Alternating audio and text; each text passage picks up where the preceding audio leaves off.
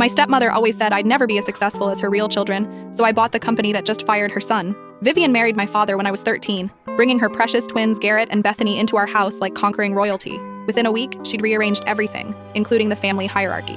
"You're such a sweet girl," she'd coo while watching me struggle with algebra. "But you'll never have Garrett's head for numbers or Bethany's natural leadership abilities." Every dinner became a performance, showcasing her children's superiority. When Garrett scored his first internship at Morrison Financial, she threw a celebration party.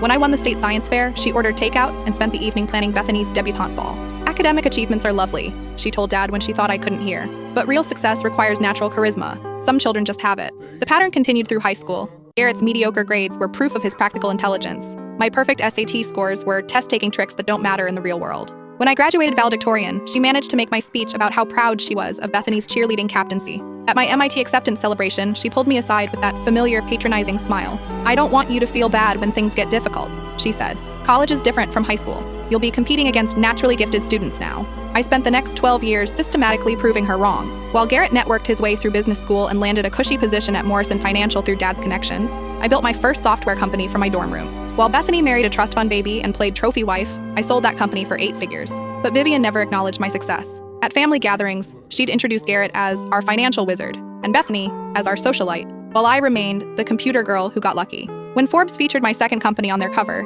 she somehow made dinner conversation about Garrett's new corner office. When I donated a library wing to my old high school, she spent the dedication ceremony gossiping about Bethany's upcoming charity gala. Last Tuesday, everything changed. Dad called at midnight, his voice shaking. Garrett had been arrested for embezzling $2.3 million from Morrison Financial. The FBI had raided his office. The scandal was hitting every major financial publication. "The family is devastated," Vivian sobbed during our emergency meeting. 20 years of building his reputation, destroyed by one tiny mistake. His career is over. I nodded sympathetically while my phone buzzed with updates from my investment team. Morrison Financial had been hemorrhaging clients since the scandal broke. Their stock had dropped 60% in 3 days. Panic was spreading through their board meetings. They desperately needed a white knight investor to prevent complete collapse. I'd been monitoring Morrison for months, waiting for the perfect opportunity. Their client base was solid, their technology outdated but salvageable. With proper leadership and modern systems, the company could thrive. My acquisition offer was ready by Friday morning. Complete buyout at 30 cents on the dollar, immediate leadership restructuring, and full operational control.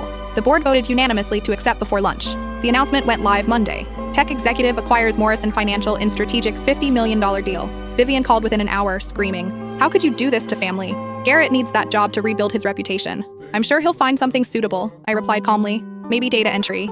I hear prison teaches excellent computer skills." "You spiteful, vindictive. Some children just have it," I interrupted, using her exact words from years ago. "Natural charisma, remember?" I hung up and called my new management team. Garrett's employment records were already being transferred to law enforcement. Funny how natural talent works out in the end.